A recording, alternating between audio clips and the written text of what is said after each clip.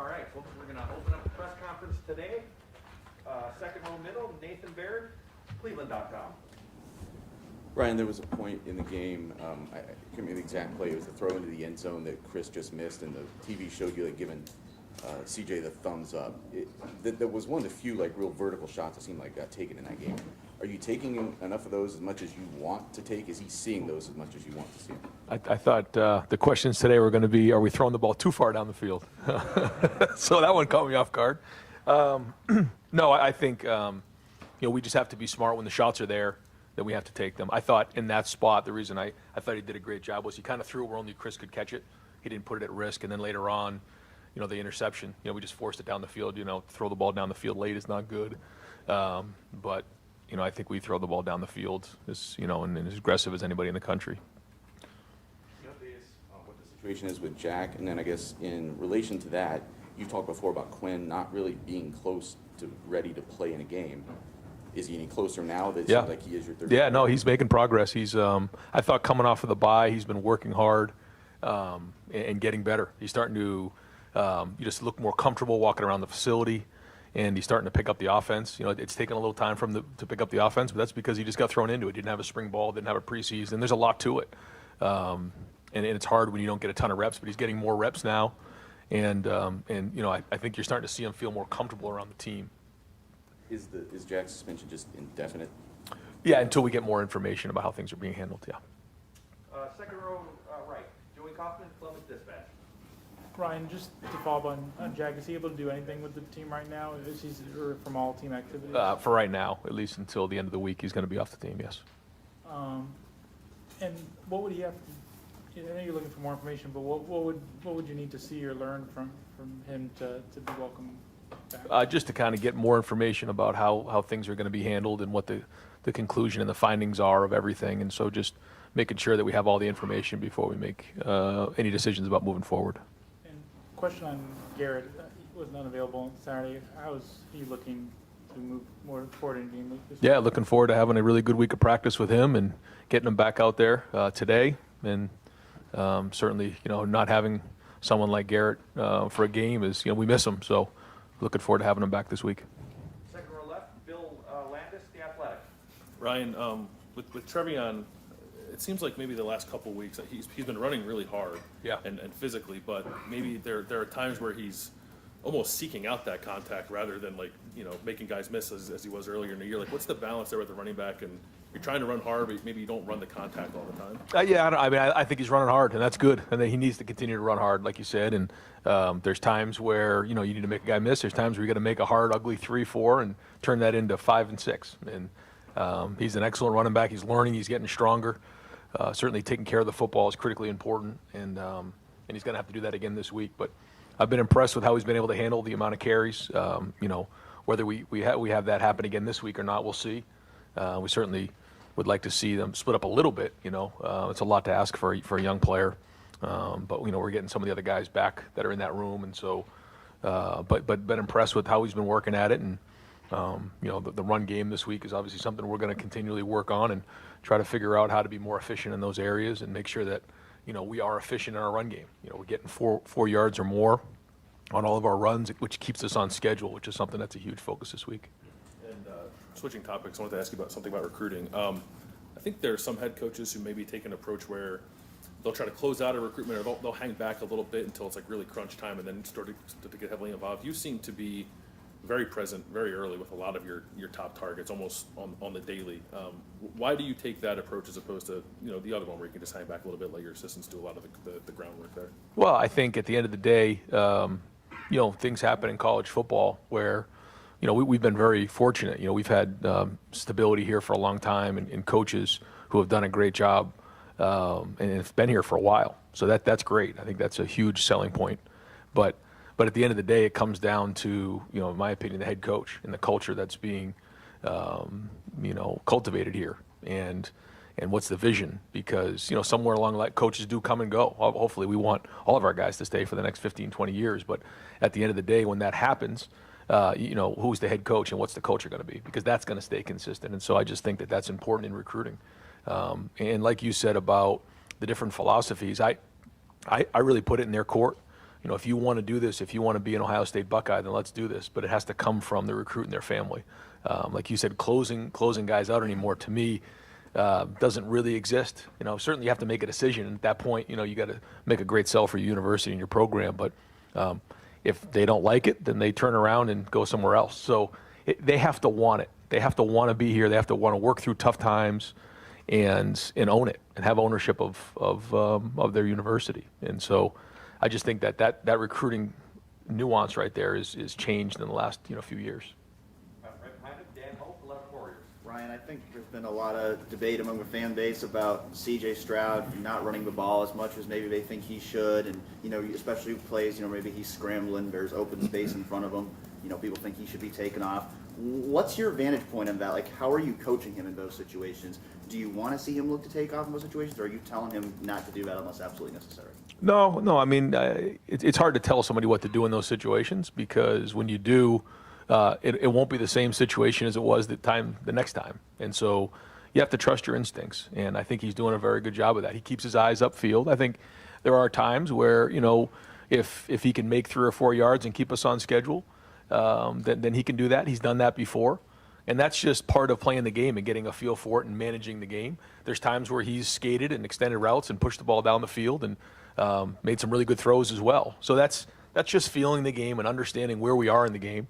But keeping us on schedule again is something that we're really hitting on this week.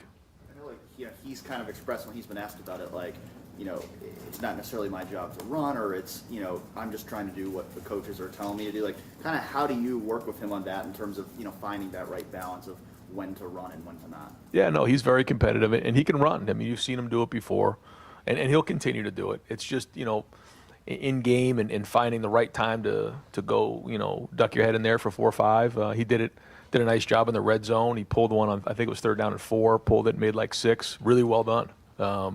And then I think there was a couple other ones that maybe he, you have to ask him if he thought maybe, he should have made 3 or 4 more yards. But that's all part of playing the position. And I played the position, so I know it's not easy, and you can tell somebody what to do in the moment, but you have to trust your instincts. But I think the more he plays, the better he's going to feel in those spots and the more confident he'll be. Right next door, Griffin Straub, 11 Warriors. Coach, on defense, we saw significantly less of Haskell Garrett and Taraja Mitchell this past week. I was just wondering what went into both of those situations, and if maybe there was any lingering injury issue with Haskell Garrett. Yeah, there's a little bit of everything going on there, and those guys are still a huge part of this team, and hopefully we can get them healthy here moving forward. On offense, Julian Fleming obviously got the start this past week. What went into the decision for him to start, and what were your impressions of him, seeing him more than we've seen him obviously all season previously? No, it was great to get Marvin and Julian both out there. They both, I thought, played well for not having played a whole bunch, and they both have really bright futures here, and really fortunate to have both of those guys as part of this program, because you're seeing what the future is going to be like at receiver, and it's very bright. And both guys work really, really hard, and when given the opportunity, they're starting to show what they can do. Back left, Brendan Gulick, Buckeyes Now and Sports Illustrated. Coach, Trevion Henderson has graded out as a champion this past week, despite the fact he didn't run or put up big numbers, only 90 yards. Can you explain what else he did beyond the box score that you were really impressed with? Yeah, we grade our guys, and Tony does that for the running backs, and he has a grading system that he puts into place, and sometimes it's protection, sometimes it's running, making an ugly 3 yards. I mean, maybe that's all that was blocked for. It could be running a route. It could be anything like that. Effort down the field, and you grade. You did your job. You get a double plus or a double minus. And then from the end, if you grade over an 80%, you're a champion. And so, obviously all the plays he played, which he played a lot of plays, he graded over 80%. Your kickoff and punt coverage units have been really, really good this year. Is there something you're seeing with this particular group of guys, that has made that unit shine? They don't get a lot of spotlight, but it really Right. has been a bright point. Yeah, well, I think first off, Parker Fleming's done an excellent job in his meetings. They take a lot of pride in their work. If you come to a walkthrough for all of our guys on special teams, you'd be really impressed. Just very professional, sharp, communicative. They take accountability, and they take pride in those units. And it's starting to show. I mean, you're starting to see our guys play well in those areas. And so we got a bigger challenge this week. These guys are good in special teams, and when it can be an advantage for us, then we think it's huge. And it's a lot of our guys who have taken a lot of pride in the fact that they want to make a contribution, and there's been a bunch of them that have. When you look at the different guys, and so it does, like you said, it doesn't always show up in the highlight films or make the highlight reel at night, but it does in here when we watch film as a team, and there's been some really good play. Over here to the right, Adam King, WBNS. Ryan, when you look at a Purdue team that's now beaten 2 top 5 teams, how do you tell your guys to make sure they're on full awareness that Purdue doesn't come in here and pull another top 5 upset?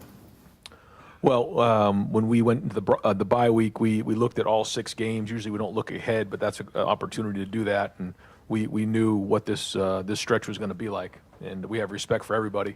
And we also know that it just takes one game and you're out. And we've been saying that. And doesn't matter how it looks, we got to win. And we keep winning, then a lot of good things are going to happen. Now, as we look at the film, we realize a lot of things we can clean up. And we can play better. We can play better, but we just have to win these games. And here's another example of a team that has, like you said, beat Iowa. They beat Michigan State last week. They have a top 10 defense in the country. Really, really dangerous on offense. Have really good players. And so, our guys understand that. I mean, they're tied for first in the West. I mean, they're 4-2 with the rest of those guys. They're 4-way tie, and so they're playing for a chance to go to Indy. So they certainly have our attention. Very, very good players and very good scheme. Third row middle, Doug Lamorese, Cleveland.com. This is kind of a math question.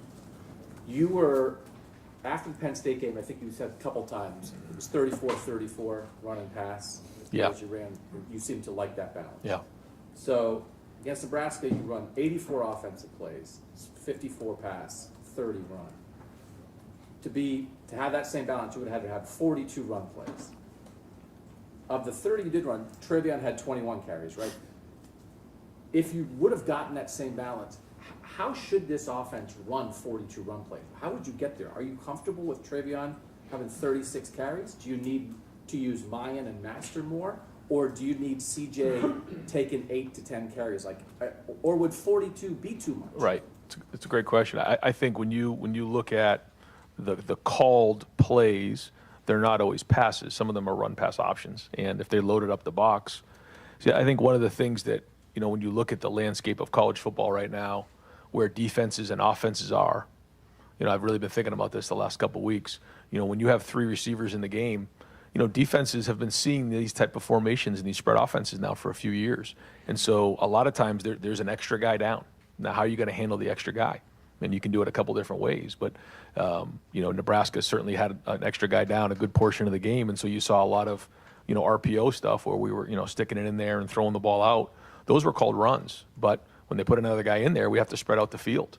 Now, we could also get into bigger personnel and just try to run over the extra guy, and that's part of it. But so to answer your question, I think it's a little bit of both. I think, yes, we can spread the runs around.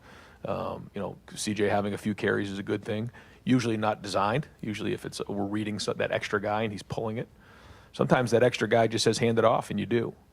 But then also having Master involved, Mayan involved, and getting those guys, some of those carries will be part of it as well. And it isn't always going to be that way. Sometimes what you do is you do what you think gives you the best chance to win the game. And if somebody's saying, hey, we're going to put all these guys extra in the box, you got to throw it. If they start to put a 2-shell on it, like some teams have done, then we run it a little bit more. So that's part of it as well. Some of that is the play call. Some of it is the decision of the quarterback to either hand it off or throw it, because that's part of the decision. Is where the offense is with CJ as a run option or a run threat, is this at all similar to what you guys faced in 18 with Dwayne? And at the end of that season, he started to pull it a little bit and run against Maryland. It seemed like, oh, okay, this is adding a wrinkle to that offense.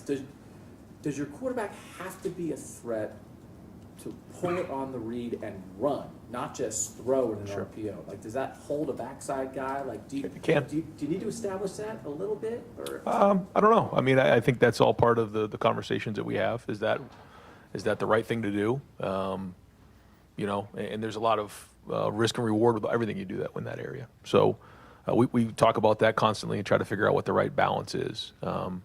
And so when the time is right, and we need to do that, we will. 18, a valid comparison with Dwayne, or not really? Yeah, I'd say so.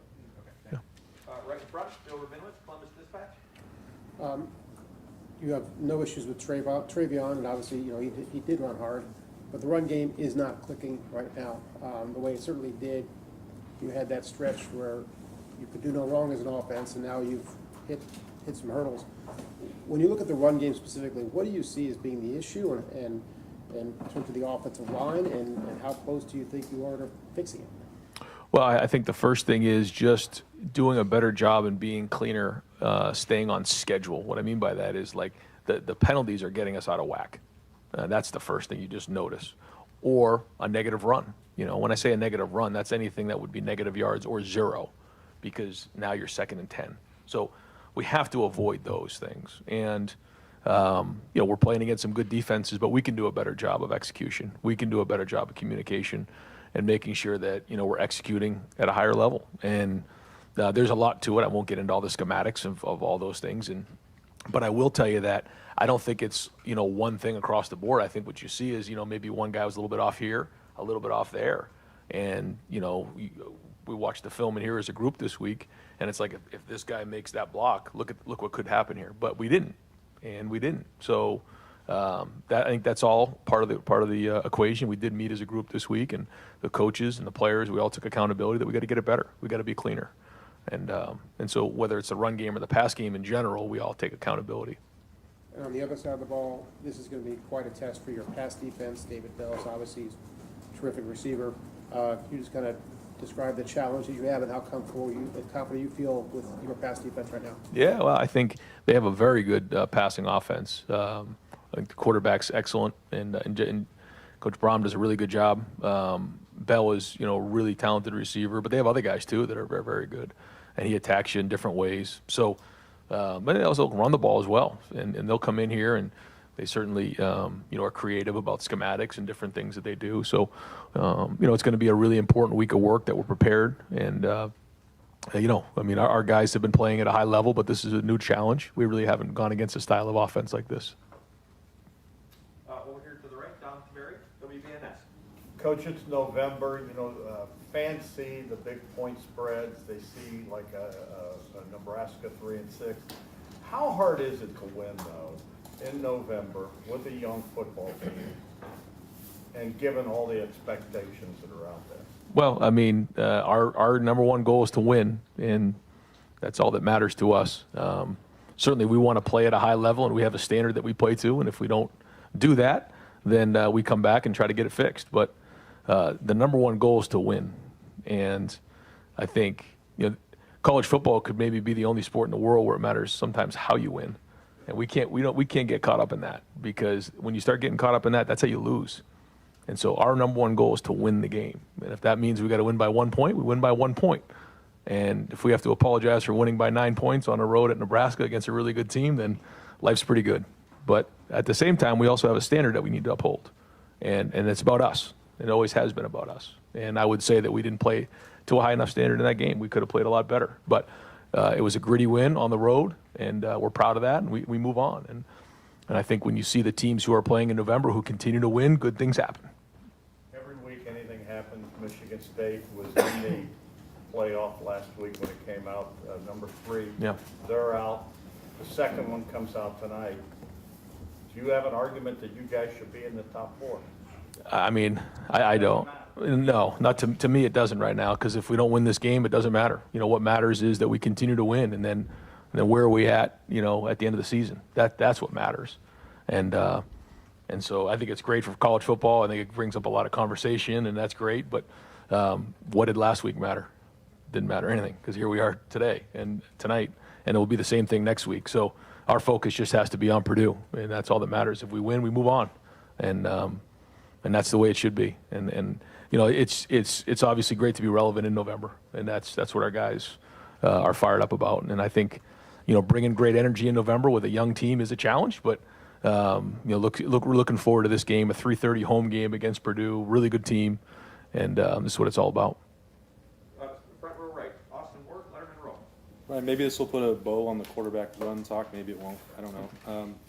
It feels like this came up with Dwayne at times, as Doug said. Justin's first year as a starter, it came up that he maybe wasn't running enough. Is it just maybe your philosophy that you would rather not have your quarterback running the football that much? Is that a fair way to assess it? I don't know. I mean, guys have run here before, and when it's appropriate, we do. But also it's clear that we don't run it as much as some of the other places. And I tell people that in recruiting. We're not going to come here and just run you into the ground and get you hurt. And it's a long season, and we got really good players on offense. And so when the time is right and we need to do it, and we got to do it. But at the same time, putting our guys at risk for a long season is not something we do here, and I believe strongly in that. And the quarterback position is a very important position. But to your point, there's times where you got to get it done. We got to get it done. CJ seemed, I don't know, like he was a little more down after that win than some others, and was harping on the mistakes.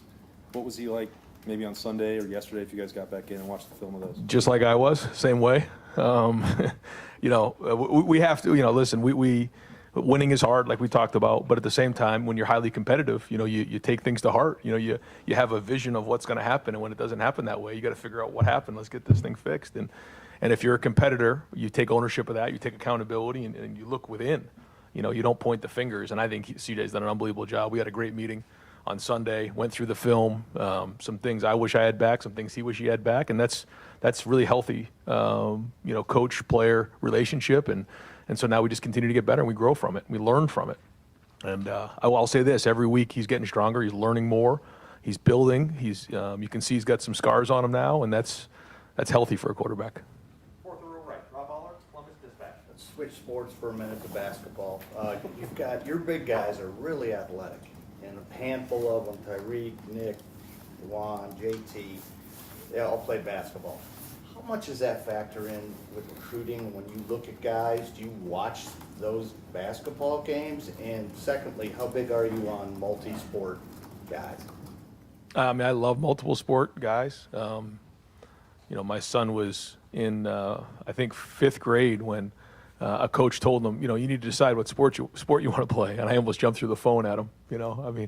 I think the more sports you play, the healthier it is. You're learning about how to compete. You're learning how to lose. You're learning how to get better. You're learning about discipline. You're learning so many different things, and you're learning different skill sets. I think spatial awareness, hand-eye coordination, foot quickness, all those things in basketball are tremendous. And I look at it a lot. When we were on the road before COVID, when we would go out in December and January, mostly in January, when we'd go to see some of the underclassmen that we couldn't have contact with, love going to basketball games. It's like one of my favorite things to do on Tuesday nights across the country is go see a guy compete. You get to see how he's coached. You get to see how he lost by 20. What's his attitude? Is he kicking stuff and yelling at his coach, or is he encouraging his teammates and trying to figure out, running back on defense and trying to take a charge and late in the 4th quarter down by 15? You just learn so much about people in those environments. You get to see them in their setting. How do their teammates treat them? How do they compete? How do they move? I love seeing that. I think you learn a lot about people. Not that it's 100%, but you get a good snapshot into kind of who they are. Could your guys beat Rutgers in basketball? Oh, no. They're not as good as they think they are. They think they're a lot better than they are.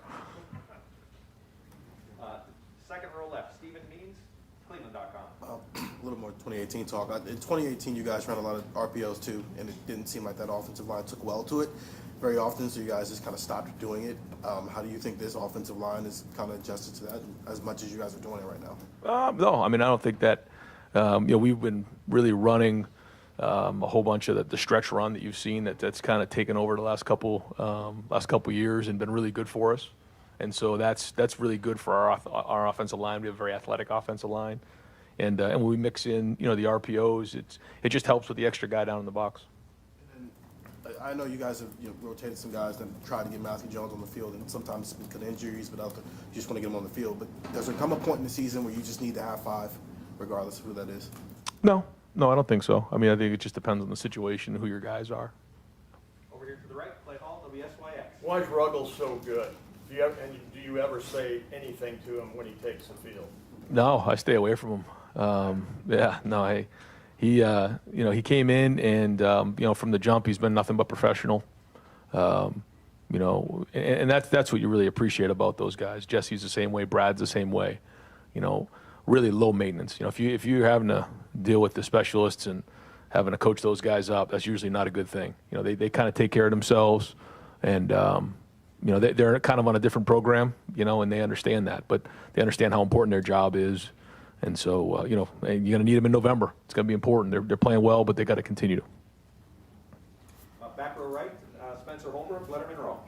Ryan, everybody's asking you about balance on offense, but when you throw 7 or 8 screen passes in a game and then it looks like 54 passes, 30 runs, like how much of that goes into the balance argument? And are the screens just a part of the run game? Yes, that's the way that we look at them, yeah.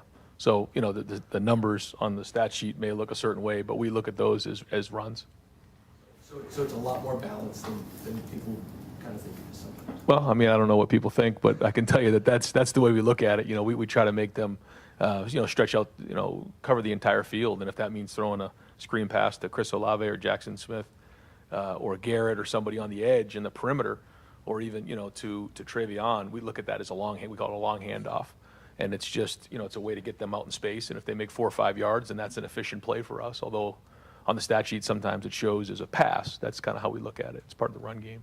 Seems like at the bye week, all of the pressure on defense, the pass rush was coming from the inside for the first 6 games, and the last couple it's come from the outside. Have you seen a change in the way the defensive ends are working or rating like that, or do you think it's just gaining experience and getting more comfortable where they're at? You know, I think it's just now that we've got everybody together. You know, everyone's healthy. Now you have some young guys who have some depth, and I think because of that, you know, our D-line is playing at a higher level now. And I think Larry's doing a great job of rolling them. You're seeing a lot of guys play, and so they're playing fresh, and they're fresh in November. I think that's a huge part of it. Time for a couple more. Fourth row middle, Pat Murphy, 24/7 Sports. Ryan, coming into this season and this final stretch, you know, there were obviously certain games that people were looking at. Purdue probably wasn't one that the average person circled, especially early in the season. What has made this team good that they can go and upset teams like that and now clearly have your attention? Well, I think it starts with their defense. When you look at their front 7, they do a great job. I mean, statistically, they're one of the top teams in the country. Karlaftis is one of the best defensive ends in the country. He's really strong, but they have a bunch of good players, and I think it starts with the defense. But then on offense, certainly Jeff has done a really good job and has for a bunch of years. You know, they scheme you week in and week out, try to find creative ways to attack you. And they have good players, I mean, David Bell, and you know, they have a whole bunch of them. So, you know, I think he's done a really good job. You know, I think maybe last year, I don't remember what their record was, but, you know, coming off of COVID, it's just, you know, there were so many different variables. But they certainly, you know, did a great job in the offseason, kind of regrouping, and then they're a good team. Different topic. The receivers you guys have, they all seem to be pretty humble, pretty. They're willing to let the throws be spread around. Jackson, after the game, didn't want to talk a ton about himself, even though he had a game like that. That's not typical of the perception of receivers, that diva mentality. How do you work towards getting those guys? You know, obviously it's in recruiting, but why those guys? Why can you find guys like that then still produce on the field?